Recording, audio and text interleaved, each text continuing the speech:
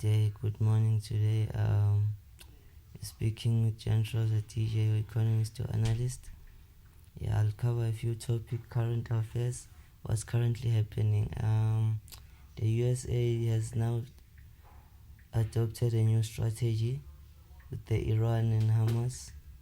They want to impose financial, economical sanctions to countries working with the Iran regime, your likes of EUAE, your likes of China.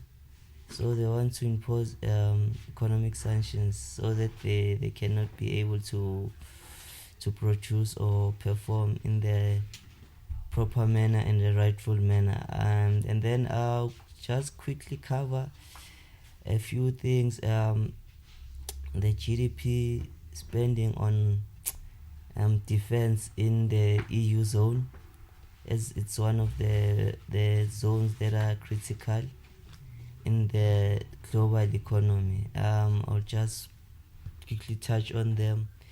The first country that in the EU zone that spends most in their defense per GDP is Poland. They spend more than 3%.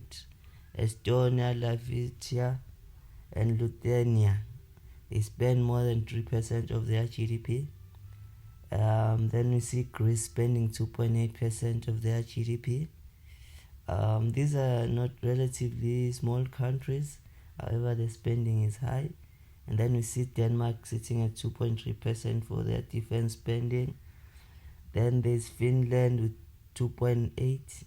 Finland, Hungary, Romania, Seychelles, they all spend around 2% of their GDP.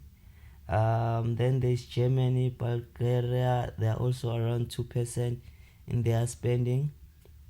And then there's Slovakia and France, they're around 2% of their GDP. And you can see all these little European countries spend more on military or defense spending, as this is an important and critical factor in any economy to safeguard your jurisdiction and to safeguard your economy, to trade, to test new technology. With most technology are being tested in the defense facilities, and that's where you test new technology, how it's working and how it can benefit the economy. And then we see Netherlands sitting at 1.9% of from their GDP, and Seychelles at 1.6%, Italy sitting at 1.3%, Belgium 1.3%. These are big economic hubs, your Belgium, but you see relatively to smaller countries, they spend less most of their GDP into military or defense. We're talking about transportation of their things, their machinery, and everything else that has to do with the safeguarding of their own economies or countries. And Belgium is the hub of EU Eurozone, and it's in the Brussels. That's where decisions are made financially, or the European Union is based. And then we look at Austria. Austria spends less than 1%, and then Luxembourg spends more like 0.8% of their GDP. Luxembourg is also a new tech hub, financial hub. Of most economists, analysts must consider going to Luxembourg to learn, either for your country or for yourself, for your self-enrichment.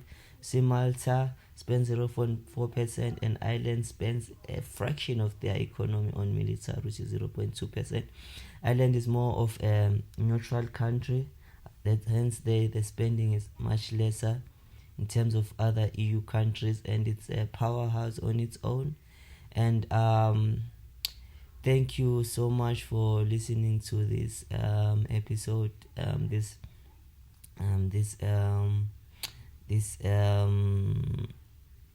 YouTube, and thank you for Thank you for your contributions. Thank you for your advice, and thank you for your time.